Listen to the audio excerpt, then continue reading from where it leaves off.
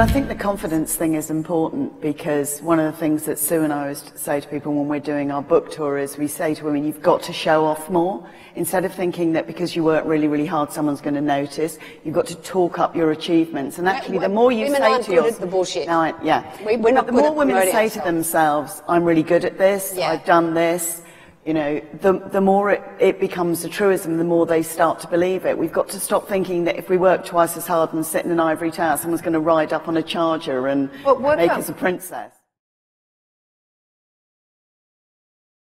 You're about leading thought and action. Actually, I would call you the art of rhetoric. You are good at persuading. You do it so skillfully. Why don't you apply that thinking and doing that you do with your clients, and that's what you win business on? Why don't you apply it to yourself? Good question, Charlotte.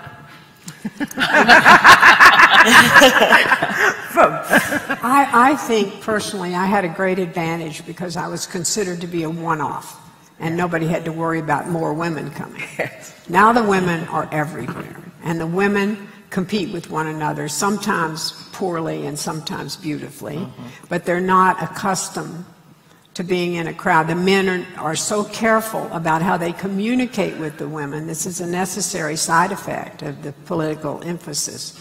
That what hits a wall is you're not hiring somebody for the next big job because of what they know how to do today. You're trying to imagine something as elusive as their potential. Now, nobody gets this completely right. You can ask Martin Sorrell.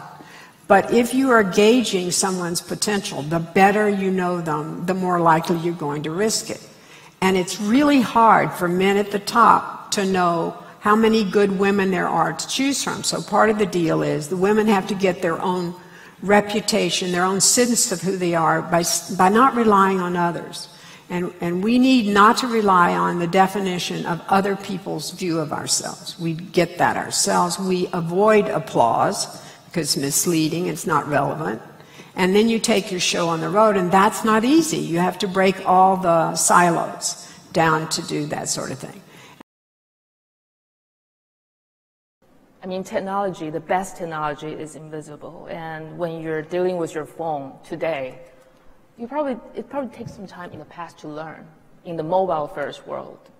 But actually, right now, it's an invisible technology. It's an immersive experience. I think that's what marketing, creativity, and human beings can do best. I say, it's something about this day that seemed good to me, where people I ain't like is showing love to me.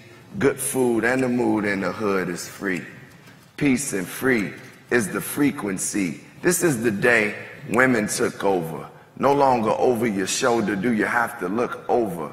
Imagine war is now over. Mothers get medals for being courageous soldiers. On dollars is Michelle Obama, Oprah, and Rosa.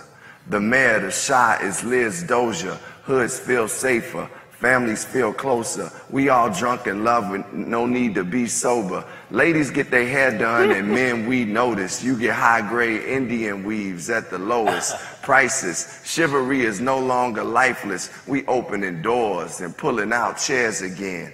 Things are merry, and there's more marrying. Monthly free doses of Motrin and Valerian. For your minstrel, it's no more minstrel shows, depicting women as ignorant, simple hoes. The day the women took over, let it continue. Now women get paid as much as men do. Dr. Angelo looking from heaven's window, telling young girls phenomenal woman is in you. Body is a temple, men don't pray. Mother Earth's arms around you saying it's okay. Toilet seats down, that's a no-brainer. Monuments in Washington of Fannie Lou Hamer. Harriet, Sojourner's Truth is marching on. Women preachers and world leaders ain't out the norm.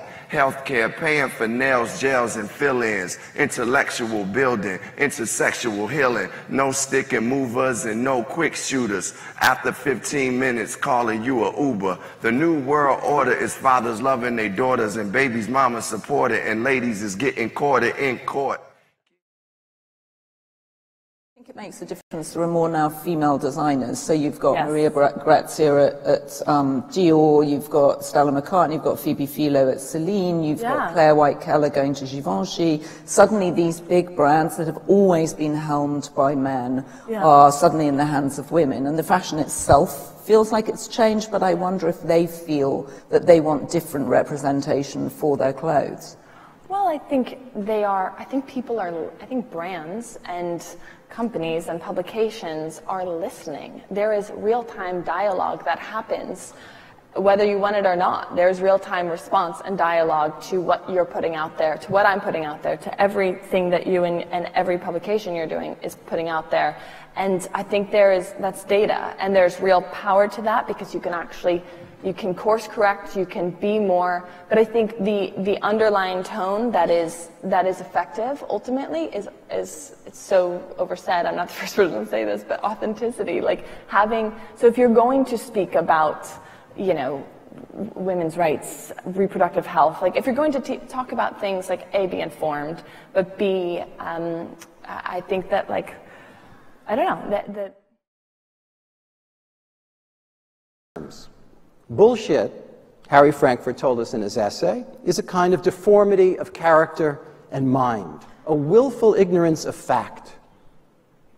Bullshit is a lack of concern for the difference between true and false. Now, parenthetically, Frankfurt said there are liars and there are bullshitters, and they're slightly different.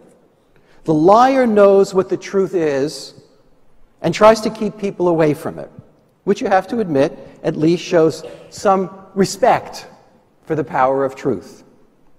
The bullshitter doesn't really care about the distinction. He can draw any picture of the world he likes so long as it serves his purpose. We did want to end with some genuine predictions and do a little bit of kind of future gazing into where we think some of this stuff is going. So prediction number one is, I think as more creatives start to understand the power of this technology, they're going to adopt it like never before. And I truly believe that this combination of man and machine has the possibility of creating some of the most important creations of our generation. But I'm also worried that if we hand over too much power to the machine, we're going to get into this kind of creative arms race where the role of the creative will diminish to the point of irrelevance. If we take the human out of the process, it's no longer creativity, it's just math. I think the bottom line really is that you're not going to lose your job to a computer. You're going to lose your job to a human that is better at using a computer than you are.